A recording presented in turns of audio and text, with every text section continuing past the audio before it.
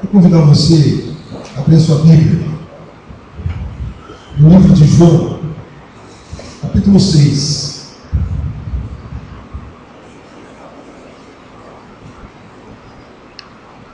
Nós vamos ler um texto um pouco extenso nessa noite. Eu peço a paciência dos irmãos. Na hora dos cumprimentos, né, já tinha gente brava com o pastor João Marcos, porque essa história dele pregar lá na segunda igreja, além dos irmãos terem que me ouvir cantar, vão ter que me ouvir pregar, né? E tem gente que não se conforma, mas eu peço um pouquinho da paciência dos irmãos. Nós vamos aprender juntos aqui alguma coisa acerca da palavra de Deus. Deixa eu só perguntar para a irmã se tem como desligar o ventilador do lado aqui, irmão? Só para eu conseguir deixar minha Bíblia parada aqui no lugar. Se tiver jeito de desligar só isso da frente. Olhe para a pessoa que está do seu lado e pergunte assim: para onde você vai? Para quem está do seu lado, para quem está atrás, frente, para onde você vai? Se você está longe de alguém, encontre alguém, vai lá lá no fundo da igreja, lá no portaria, né? Olha para o pessoal que está lá cuidando do som. Onde você vai? Pode ser que alguém pergunte assim: não, mas para onde eu vou? Quando? Né? Se for depois aqui do culto, eu vou para minha casa. Ou vou sair com o meu lanche. Não é disso que eu estou falando. Não é para onde você vai depois do culto. Não é para onde você vai daqui uma semana, nas férias. Para onde você vai quando você casar, né? Tem algumas aqui todas animadas. Não é para onde você vai daqui 5 anos, daqui 10 anos. Para onde você vai na eternidade. Para onde é que você vai? Eu quero convidar você a abrir a sua Bíblia no livro de João, capítulo 6. E o primeiro texto, o primeiro versículo, depois nós vamos ler alguns outros desse mesmo texto. Mas o primeiro versículo é o de número 68. João, capítulo 6, verso 68. E diz o seguinte: o 67 e o 68. Então perguntou Jesus aos 12: porventura quereis também vós outros retirar-vos? Respondeu-lhe Simão Pedro: Senhor, para onde iremos nós? Se tu tens as palavras de vida eterna. Vou repetir: Senhor, disse Pedro, para onde iremos nós? Se tu tens as palavras de vida eterna. Para nós entendermos, irmãos, esse texto, esse pequeno fragmento aqui da palavra de Deus, a gente precisa voltar um pouquinho. E é por isso que eu quero ler com os irmãos, ainda a partir do verso 22, para que os irmãos possam ter uma compreensão adequada do contexto em que esta pergunta e esta resposta foi feita. Mas eu quero que você vá pensando aí: para onde você vai? Para onde você vai na eternidade? Para onde os seus atos estão levando a sua vida? Para onde as suas escolhas estão encaminhando a sua vida? Eu quero que você vá refletindo sobre isso. No verso 22, nós vamos encontrar Jesus logo após a primeira multiplicação dos pães. Se você ler um pouquinho antes, vai ver que Jesus, pouco tempo antes, alguns dias antes, Jesus tinha multiplicado pães e peixes. Com 5 pães e 2 peixinhos, Jesus tinha alimentado uma multidão de 5.000 pessoas. E a partir daí, muitas pessoas ficaram interessadas em seguir Jesus. Bobinhos, né? Tolices aí. Ficaram interessados. Opa, peraí, vou seguir esse homem. Está multiplicando as coisas, multiplicando pães, multiplicando aquilo que atende às minhas necessidades. Vou segui-lo. Então nós vamos encontrar Jesus a partir do verso 22 de João, capítulo 6. No dia seguinte, a multidão que ficara do outro lado do mar notou que ali não havia senão um pequeno barco, que Jesus não embarcara nele com seus discípulos, tendo estes partido sós. Entretanto, outros barquinhos chegaram de Tiberíades, perto do lugar onde comeram o pão, tendo o Senhor dado graças. Quando, pois, viu a multidão que Jesus não estava ali, nem os seus discípulos, tomaram os barcos e partiram para Cafarnaum, à sua procura. e tendo-o encontrado no outro lado do mar, lhe perguntaram: Mestre, quando chegaste aqui? Respondeu-lhe Jesus: em verdade vos digo, vós me procurais, não porque vistes sinais, mas porque comeste dos pães, vos fartastes. Trabalhai, não pela comida que perece, mas pela que subsiste para a vida eterna, a qual o Filho do Homem vos dará, porque Deus, o Pai, o confirmou com seu selo. Dirigiram-se, pois, a ele, perguntando: que faremos para realizar as obras de Deus? Respondeu-lhe Jesus: a obra de Deus é esta, que creiais naquele que por ele foi enviado. Então lhe disseram eles: que sinal fazes para que o vejamos e creiamos em ti? Quais são os teus feitos? Os nossos pais comeram maná no deserto, como está escrito: deu-lhes a comer pão do céu. Replicou-lhe Jesus: em verdade vos digo, não foi Moisés quem vos deu o pão do céu. O verdadeiro pão do céu é meu Pai quem vos dá. Porque o pão de Deus é o que desce do céu e dá vida ao mundo. Então lhe disseram: Senhor, dá-nos sempre desse pão. Declarou-lhe, pois, Jesus: eu sou o pão da vida. O que vem a mim jamais terá fome, e o que crê em mim jamais terá sede. Porém, eu já vos disse que, embora me tenhais visto, não credes. Todo aquele que o Pai me dá, esse virá a mim, e o que vem a mim de modo nenhum lançarei fora. Porque eu desci do céu não para fazer minha própria vontade, mas a vontade daquele que me enviou. E a vontade de quem me enviou é esta: que nenhum eu perca de todos os que me deu. Pelo contrário, eu ressuscitarei no último dia. De fato, a vontade de meu Pai é que todo homem que vir o Filho e nele crer tenha a vida eterna, e eu o ressuscitarei no último dia. Murmuravam, pois, dele os judeus, porque dissera: eu sou o pão que desceu do céu. E diziam: não é este Jesus, filho de José? Acaso não lhe conhecemos o pai e a mãe? Como, pois, agora diz: desci do céu? Respondeu-lhe Jesus: não murmureis entre vós. Ninguém pode vir a mim se o Pai que me enviou não o trouxer, e eu o ressuscitarei no último dia. Está escrito nos profetas: e serão todos ensinados por Deus. Portanto, todo aquele que da parte do Pai tem ouvido e aprendido, esse vem de mim. Não que alguém tenha visto ao Pai, salvo aquele que vem de Deus, este o tem visto. Em verdade vos digo: quem crê tem a vida eterna. Eu sou o pão da vida. Vossos pais comeram o maná no deserto e morreram. Este é o pão que desce do céu, para que todo o que dele comer não pereça. Eu sou o pão vivo que desceu do céu. Se alguém dele comer, viverá eternamente. E o pão que eu darei pela vida do mundo é a minha carne. Disputavam, pois, os judeus entre si, dizendo: como pode este dar-nos a comer sua própria carne? Respondeu-lhe Jesus: em verdade vos digo, se não comerdes a carne do Filho do Homem e não beberdes do seu sangue, não tendes vida em vós mesmos. Quem comer a minha carne e beber do meu sangue tem a vida eterna, e eu o ressuscitarei no último dia. Pois a minha carne é verdadeira comida e o meu sangue verdadeira bebida. Quem comer a minha carne e beber o meu sangue permanece em mim e eu nele.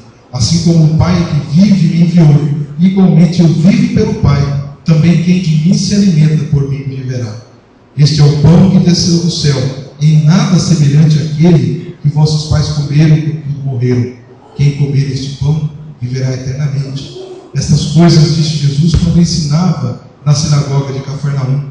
Muitos dos seus discípulos, tendo ouvido tais palavras, disseram: duro é este discurso, quem o pode ouvir? Mas Jesus, sabendo por si mesmo que eles murmuravam a respeito de suas palavras, interpelou-os: isso vos escandaliza? Que será, pois, se virdes o Filho do Homem subir para o lugar onde primeiro estava? O Espírito é que vivifica, a carne para nada aproveita. As palavras que eu vos tenho dito são Espírito e são vida. Contudo, há descrentes entre vós, pois Jesus sabia desde o princípio quais eram os que não criam e quem o havia de trair. E prosseguiu: por causa disso é que vos tenho dito, ninguém poderá vir a mim se pelo Pai não lhe for concedido. À vista disso, muitos dos seus discípulos o abandonaram e já não andavam com ele. Então perguntou Jesus aos 12: porventura porventura quereis também vós outros retirar-vos? Respondeu-lhe Simão Pedro: Senhor, para onde iremos nós? Se tu tens as palavras de vida eterna. Feche seus olhos, vamos orar ao Senhor. Senhor nosso Deus, nós acabamos de ler a Tua palavra, Pai.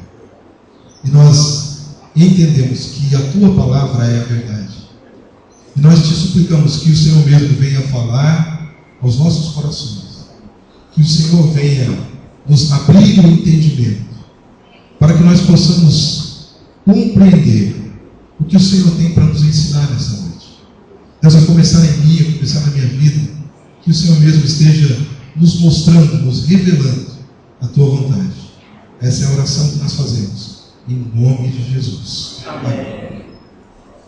Irmãos, quando nós lemos esse texto, nós encontramos o contexto então em que várias pessoas estavam seguindo a Jesus, a ponto de Jesus, em um determinado momento, se afastar e essas pessoas procurarem saber onde estava Jesus, querer saber onde ele estava, e até mesmo indagarem mais de Jesus: como o Senhor veio parar até aqui? Como que não nos avisou?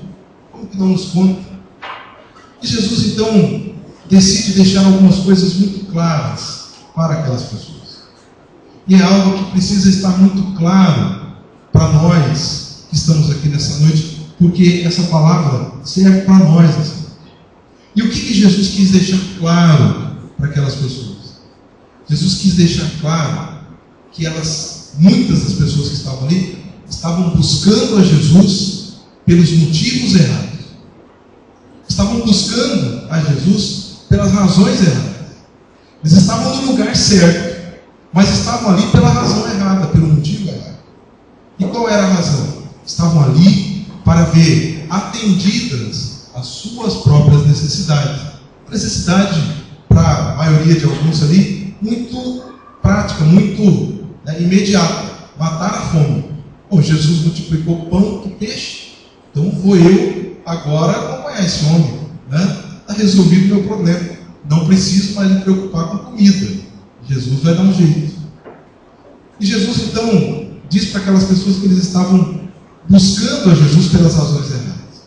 E a segunda coisa que Jesus coloca para aquelas pessoas é que elas não poderiam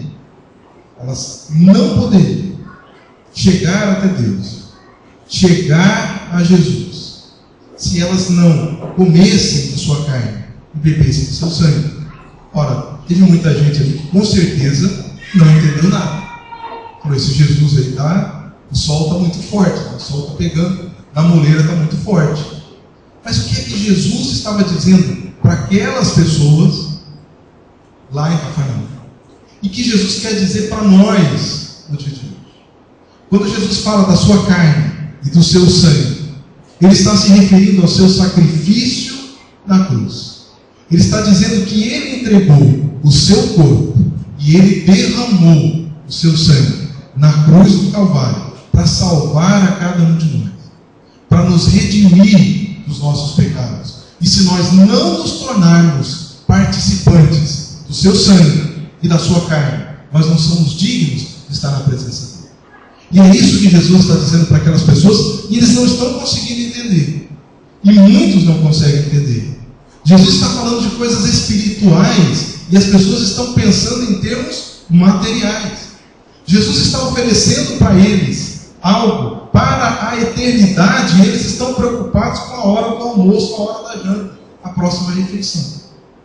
Irmãos, o que eu quero compartilhar com os irmãos nessa noite, eu sei que nosso horário já deve estar um pouquinho avançado, mas eu quero compartilhar com os irmãos nessa noite é que, infelizmente, nos dias de hoje, muitos de nós estamos agindo da mesma maneira que aquelas pessoas no passado. Ou não? Faça uma reflexão. Faça uma autoanálise, né? Não é agora para você analisar a vida do outro, né? De quem está lá, realmente, o meu irmão, esse aqui, safado, né? Está aqui porque ele não, nada disso, né? Avalie a sua vida. Faça uma autoanálise. Por que razão você está aqui nessa noite? O que você está buscando? Quais são as suas prioridades? Quais são os seus valores? que realmente importa para você. As pessoas estavam buscando a Jesus e erravam, e foram fortemente repreendidas por Jesus, a ponto de algumas dizerem: puxa, muito duro esse discurso, eu vou embora. Porque estavam ali por razões erradas. A primeira delas está no verso 27. E eu já mencionei alguma coisa sobre isso. É o materialismo. Muitas pessoas estavam ali buscando a Jesus exclusivamente por questões materiais. Naquele caso era a comida.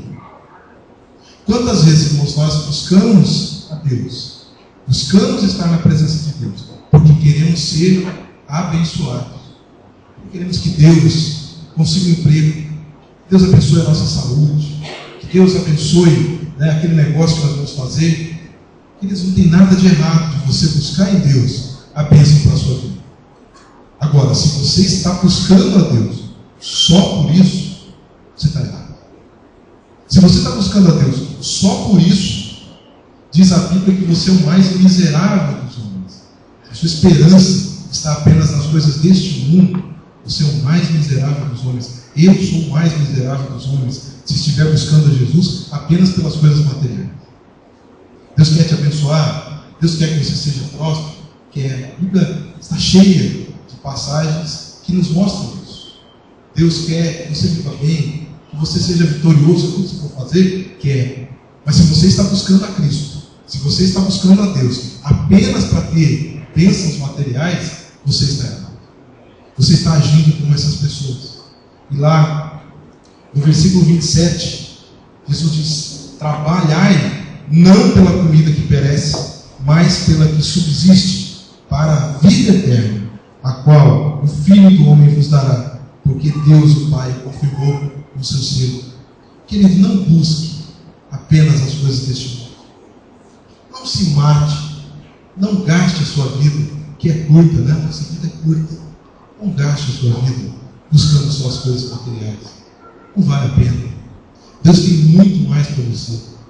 Deus tem uma eternidade.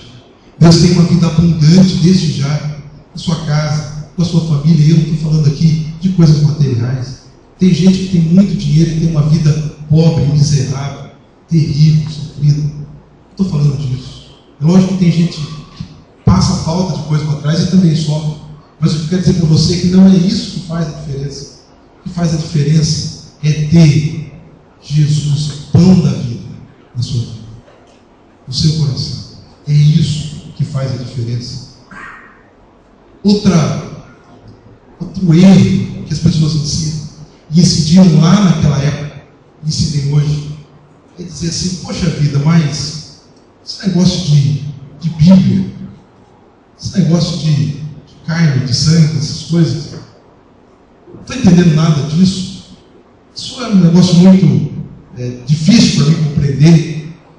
Essa pessoa que está falando, né, é um ser humano como outro qualquer. Como é que vem falar de Deus, de vida eterna? Quem escreveu a Bíblia? Alguns chegam a dizer isso.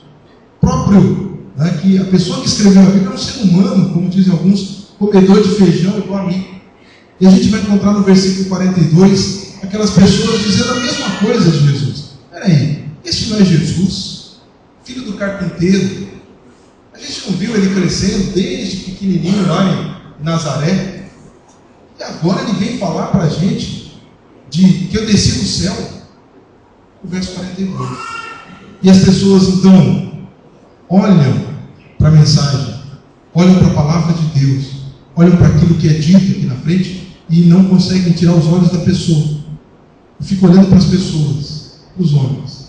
E eu quero convidar você, querido, a voltar os seus olhos para Jesus. A deixar de olhar. Talvez você venha à igreja e você encontre aqui pregando, cantando, né, ou fazendo qualquer outra coisa na igreja, alguém que já fez muitas coisas erradas. Alguém que ainda esteja fazendo coisas erradas. E às vezes a sua atenção é voltada para isso e você perde o foco de Jesus. O Jesus que aqueles judeus estavam vendo era realmente homem. Mas ele não era só um homem. Ele era Deus feito homem. E aquelas pessoas não conseguiam enxergar isso. Não conseguiam ter essa compreensão. E muitos hoje, atualmente não conseguem ver Jesus, não conseguem ver a Deus, porque ficam com a sua visão presa nas pessoas, nas falhas. Todos nós somos seres humanos, todos nós falhamos, todos nós erramos, todos nós temos as nossas limitações, as nossas imperfeições, mas elas não anulam a mensagem de Jesus, elas não anulam o Evangelho de Cristo, que é um só. Quem crê em Jesus será salvo. Basta crer em Jesus. Não é qualquer obra que você vai fazer, não é qualquer esforço pessoal seu, é crer em Jesus.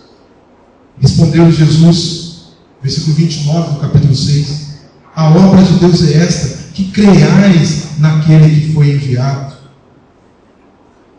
E Jesus diz então que aquele que crê nele será salvo. E é isso, é para isso que nós temos que olhar. É esse que deve ser o nosso foco. É isso que nós devemos buscar. E não ficar dizendo, poxa, mas esse aí não é aquele que fez tal coisa, aquele que está ali na frente não é aquele que tem tal defeito, assim. E eu quero convidar você, querido, a realmente deixar de lado, né? Tem um pastor que eu admiro muito, que ele diz que a gente costuma, às vezes, ir à igreja e a gente começa a virar crítico de culto. Não sei se vocês já viram o crítico de culto. Tem o crítico de cinema, tem o crítico de literatura, o crítico de teatro, de gastronomia e tal. E existem os críticos de culto. Nossa, puxa, mas esse louvor hoje, quem que escolheu essa música? Né? Esse pregador hoje, né? Essa mensagem, isso aqui. E a gente vai se tornando crítico, né? Nós achamos que as coisas de Deus é para nos servir. E esse é um outro erro que aquelas pessoas cometeram. Elas estavam ali buscando a Jesus com a compreensão equivocada de que o reino de Deus veio à terra para fazer a minha vontade. Olha que compreensão esquisita. Mas será que a gente tem hoje pessoas que pensam assim? Será que a gente não tem hoje pessoas que estão sempre analisando as coisas de Deus do ponto de vista das suas necessidades ou da sua vontade? Porque isso não é bom, porque isso não me agrada, isso não concorda, isso não é assim, tem que ser de outro jeito. E aí as pessoas vão perdendo também o foco da vontade de Deus, que a gente encontra na oração que o próprio Cristo nos ensinou, que é o Pai Nosso. Senhor, seja feita a tua vontade, tanto lá, né, no céu como aqui na terra. Venha a nós o seu reino, venha o teu reino até mim, para que a tua vontade seja feita. E muitos de nós nos equivocamos terrivelmente, e achamos que no reino de Deus a coisa mais importante é a minha própria vontade. Não é. Veja o que Jesus diz, o próprio Jesus feito carne, no verso 38: porque eu desci do céu não para fazer a minha própria vontade, e sim a vontade daquele que me enviou. Meu irmão, meu amigo, você fica aqui nessa noite. Se você está buscando a Deus para atender a sua vontade, você está errado. Está tudo errado. Se o que é importante para você é a sua vontade, você está errado. Porque o reino de Deus não é para fazer a sua vontade, não é para atender aquilo que você precisa, aquilo que você acha que é o certo e o errado. O reino de Deus é para fazer a vontade do Pai. É para buscar a vontade do Pai. E às vezes nós nos perdemos. E nós às vezes quase trançamos no tapa, né? Como dizem os mais antigos, né? Quase sai no tapa. Porque um quer de um jeito, o outro quer de outro jeito. E a gente está extremamente preocupado com a nossa própria vontade. Está errado. E são escolhas, então, que você tem que ir fazendo na sua vida. São escolhas que você tem que ir fazendo na sua vida. Se você olhar ali para o versículo 60, muitos disseram, tudo é esse discurso. Sabe por quê? Porque tem pessoas que estão servindo a Deus até o momento em que elas concordarem com o que está sendo dito. Elas buscam a Deus até o momento em que elas concordarem com o que é a vontade de Deus. Quantas e quantas pessoas abrem a Bíblia, ouvem a palavra de Deus, entendem qual é a vontade de Deus, mas não é possível. Isso aqui está ultrapassado. Hoje em dia, falar a verdade, ser honesto, ser fiel. Hoje em dia, não, isso aqui é coisa lá para 2000 anos atrás. Querido, é para hoje. A palavra de Deus é a mesma ontem, hoje, vai ser a mesma sempre, ela não vai mudar. Pode ser que você decida não mudar, e aí é uma escolha sua. Mas se você quer seguir a Cristo, você tem que mudar. É você que tem que se adequar à palavra. Não é a palavra que tem que se adequar a você. Em muitas igrejas de hoje, o discurso está se adequando às pessoas. As pessoas não querem mais ouvir falar. Tem igreja que não pode falar mais de pecado. Se falar de pecado, alguém já enquadra o pastor. Pastor, já tem que falar coisa boa, de alegria para segunda-feira, de ânimo, né? Uma palavra que vai nos dar entusiasmo a trabalhar a semana inteira. Tanta gente deprimida aí na igreja. O pastor vai falar de pecado, falar de santidade. Para com isso, pastor. Da onde? Isso não tem mais espaço. Querido, a palavra de Deus nos fala que é o pecado que faz separação entre Deus e o homem. Como é que nós podemos pregar o Evangelho sem falar que a pessoa tem que se converter dos seus bons caminhos e tem que abandonar o pecado? Que o cara tem que parar de ser viciado.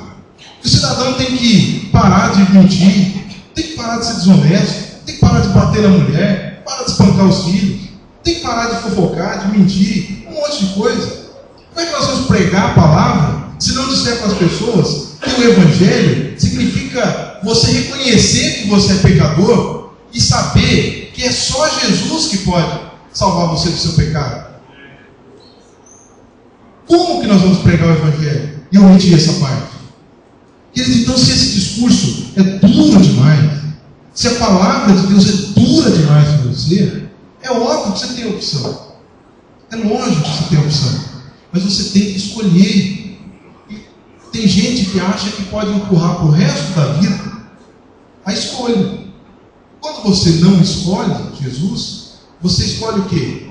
Você escolhe estar longe dele. A Bíblia diz em Marcos, capítulo 16, verso 16, que quem crê será salvo. Abra sua Bíblia aí, só acreditar, só o que eu estou dizendo. Quem crê será salvo. E quem não crê será condenado. Querido, para ser condenado você não precisa fazer nada. É um não fazer, né? Não precisa fazer nada. Se você é um pecador e não crê, você está condenado. Para ser condenado, você não precisa fazer nada. Só ficar do jeito que você está. Para ser salvo, é que você precisa tomar uma atitude. Para ser salvo, para ser redimido, para ser liberto do seu pecado, do pecado que magoa o coração de Deus e machuca as pessoas que estão em volta de você, é que você precisa tomar uma atitude. Porque hoje em dia as pessoas estão, até mesmo o próprio conceito de pecado, né? As pessoas estão questionando, fazer tal coisa é pecado? Tudo aquilo que desagrada a Deus, que contraria a santidade de Deus é pecado. E você quer ver quando você está pecando?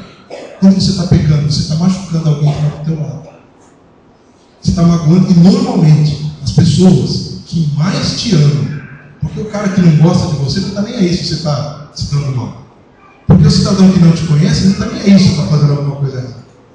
Mas os seus filhos, quando você é um péssimo pai, quando você não abre a boca para dar uma palavra de bênção, esses você magoa. A sua esposa, quando você faz coisas erradas, quando você é infiel, quando você mente para ela, quando você tem mais tempo, tem tempo com um monte de coisa menos para ela, você está magoando ela.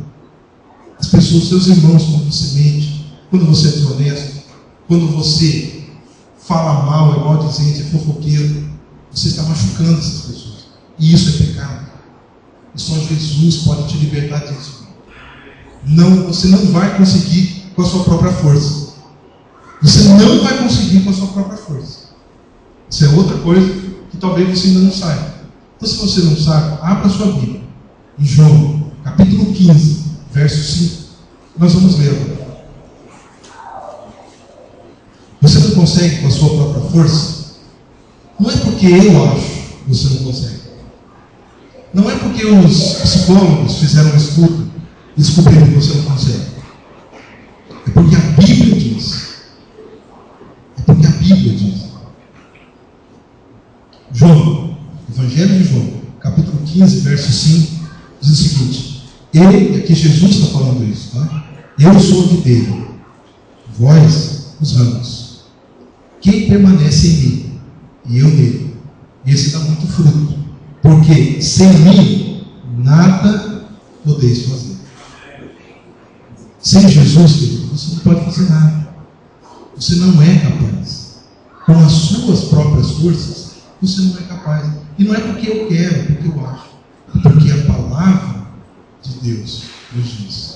E em 2 Timóteo, capítulo 3, versos 16 e 17, você vai encontrar uma palavra que diz que toda a Escritura, a palavra de Deus, ela é divinamente inspirada.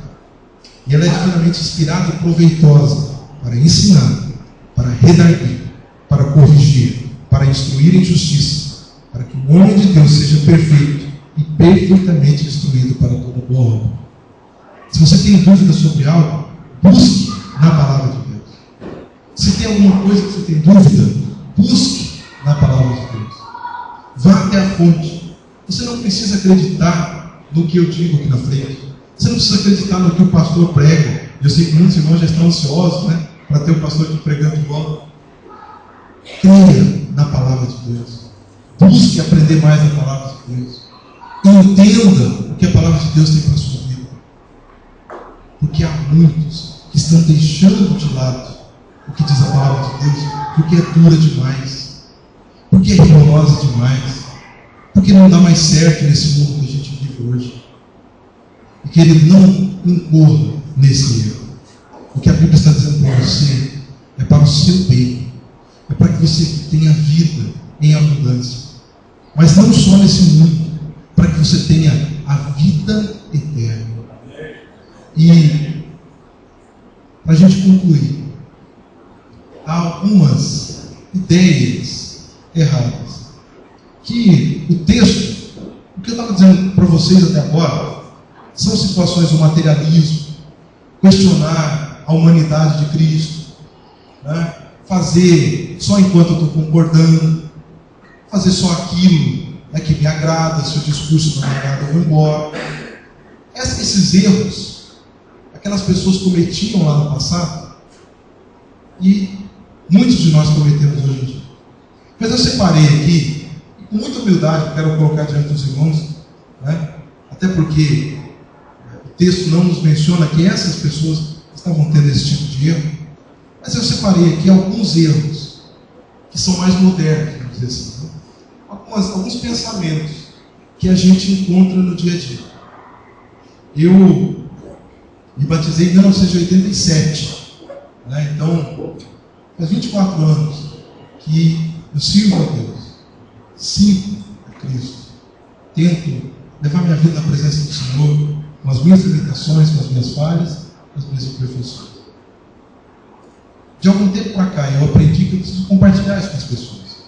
E eu e minha esposa, nós abrimos a porta da nossa casa, nós recebemos as pessoas para os cursos, para reuniões na nossa casa, porque entendemos que isso é o que Deus tem colocado para a gente fazer.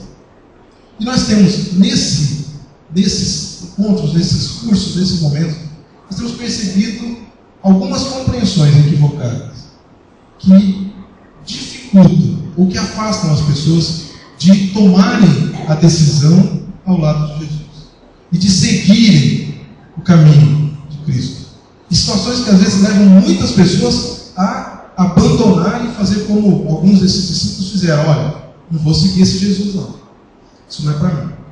Além dessas que nós já mencionamos, tem algumas filosofias assim, completamente equivocadas que eu gostaria de compartilhar com os irmãos e dizer o que eu acho que a Bíblia fala sobre essas compreensões. A primeira é: bom, todos os caminhos levam a Deus. Tem alguns parecidos que assim, não, toda religião é certa. Não é? Não vou aqui discutir religião de ninguém, para ficar tranquilo. Mas essa história de que todos os caminhos levam a Deus, isso não tem embasamento na Bíblia. Isso contraria a Bíblia. Porque a Bíblia nos diz o quê? A Bíblia nos diz o quê? João 14, verso 6. Eu sou o caminho, a verdade e a vida. Ninguém vem ao Pai, senão por mim. Então não há vários caminhos. Há um caminho, que é Jesus. E para ajudar mais ainda você a fazer a escolha, Mateus 7, 13 e 14 diz que o caminho que conduz à perdição é largo, é tranquilo. Já o caminho que conduz à salvação é estreito, é difícil. E é esse o caminho, não tem outro. Jesus nunca prometeu para ninguém que segui-lo ia ser um mar de rosas. Que a partir do momento que você vai seguir a Jesus, não tem mais dificuldade, não tem mais lutas. Pelo contrário, em João capítulo 16, verso 31, Jesus diz o quê? No mundo tereis aflições, mas tende bom ânimo. Ele, Jesus, venceu o mundo. Então Jesus te garante vitória. Mas você não está imune às lutas, às dificuldades.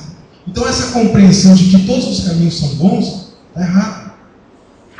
Essa compreensão está errada. É lógico que eu não seria leviano a ponto de dizer que só esta igreja, ou só a igreja batista, é que realmente segue a Jesus. Não estou dizendo isso. Não estou dizendo que essa igreja ou aquela igreja seja o caminho. Até porque se alguém prega uma igreja como caminho, está contra a Bíblia. Porque o caminho não é a igreja, o caminho é Jesus. Nós estamos aqui na igreja para buscarmos a Jesus, para aprendermos mais dele, para louvarmos a Deus. E também louvarmos a Jesus, que é Deus, que é o Filho. Mas o caminho é Jesus, não há outro caminho. Há vários irmãos nossos que estão em outras igrejas, com outras práticas, outros usos e outros costumes, que nós devemos respeitar. Mas se em algum momento deixarem de seguir a Jesus, nós devemos apontar na Bíblia, não é esse o caminho é Jesus, não há outro. Quer ver outra filosofia, outra compreensão que nós encontramos? E às vezes dentro das igrejas, ou na maioria das vezes dentro da igreja, eu vou administrando. Eu vou administrar. Eu vou na igreja, porque afinal de contas, se eu estiver lá no meio, Deus vai levar isso em consideração em algum momento, porque afinal de contas, eu podia estar em casa, assistindo Fantástico, eu estou aqui. Então não é possível que Deus não vai considerar pelo menos um pouquinho. Então eu vou na igreja, mas também não vou ficar assim, fanático, fanático de ficar, vou abandonar tudo que não agrada a Deus. Então eu vou administrando. Eu faço um pouquinho, agradar a Deus, e faço um pouquinho para agradar eu. Porque afinal de contas eu não sou tão importante quanto Deus, ou mais. E eu vou levando. E vou agradando a Deus, agradando eu, agradando a Deus, agradando eu. Às vezes agrado mais a eu do que a Deus, mas tudo bem. E a Bíblia nos diz o que sobre isso, queridos? A Bíblia nos diz em Gálatas, capítulo 6, verso 7. Gálatas, capítulo 6, verso 7. Guarde esse versículo. Não erreis. Deus não se deixa escarnecer. Porque tudo que o homem semear, isso também se fará. Querido, tudo que você plantar, você vai colher. Essa é uma lei espiritual. Tudo que você plantar, você vai colher. Se você está colhendo um pouquinho de coisa boa e um pouquinho de coisa ruim, não tenha dúvida. Você vai colher coisa boa. Mas não tenha dúvida. Até porque, normalmente, espinho, carrapicho, tiririco, que não presta, alastra. Dura você fazer uma cultura que seja de um alimento, produzir. Mas o que não presta, alastra. Você não tenha dúvida. Você vai colher. Então, coloque isso na sua cabeça. Deus não se deixa escarnecer. Não dá para administrar com Deus. Não dá para você fazer de conta. Uma hora a casa cai. Uma hora a casa cai. Então, coloque a sua vida diante de Deus. Avalie os seus caminhos. Outra compreensão, que também é equivocada, e essa é a última, já estou concluindo por aqui. Eu preciso sentir alguma coisa. Eu vou à igreja, mas assim, pode ler Bíblia, pode falar, pode o que for. Eu só vou tomar uma decisão ao lado de Cristo quando eu sentir. Deus tem que vir me tocar. Como se Deus não tivesse mais nada o que fazer do que ficar, né, dando cutucão a gente. E ficar, olha, agora você vai, olha agora. Querido, a palavra de Deus diz, em 2 Coríntios 5, 7, que nós, que somos cristãos, nós não andamos com base naquilo que nós vemos, naquilo que nós sentimos, naquilo que nós podemos tocar. Não é assim a vida cristã. Nós andamos com base naquilo que nós cremos. A Bíblia diz que nós andamos por fé e não por vista. Sabe por quê? Porque os seus olhos podem ser enganados. Você pode ver uma miragem. Os seus sentidos podem ser enganados. Podem errar. A sua audição, você acha que está ouvindo uma coisa, mas na verdade está ouvindo outra.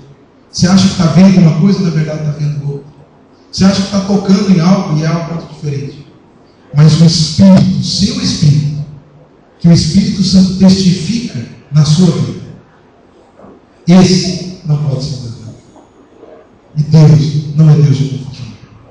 Então, querido, não leve a sua vida, não conduza a sua vida com base naquilo que você sente ou naquilo que você vê. Escolha no que você vai crer. Tome uma decisão. O que você vai crer? E creia. E coloque em prática.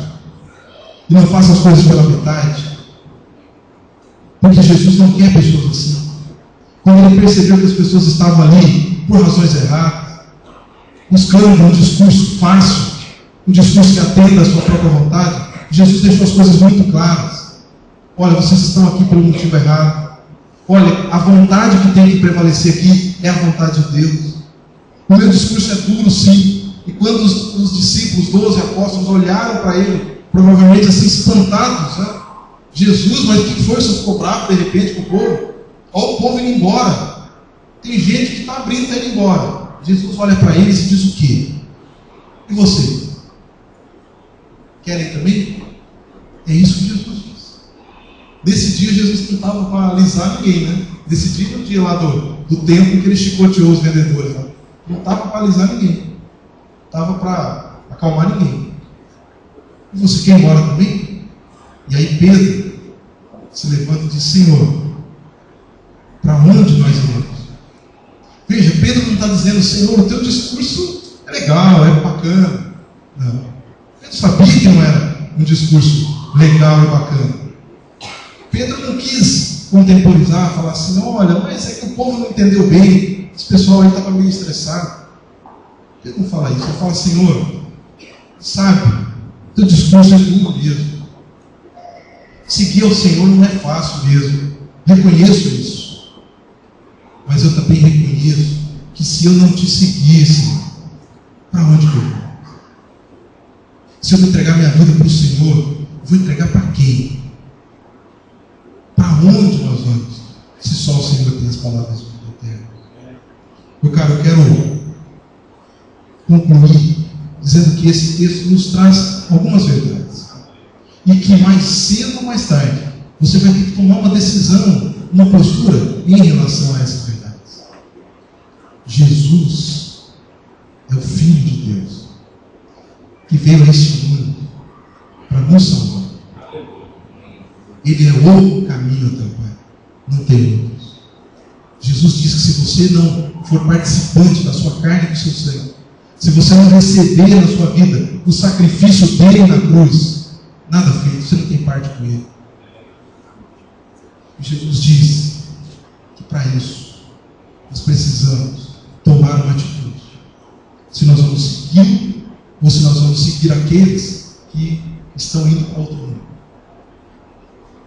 São verdades que a palavra de Deus traz para nós nessa noite.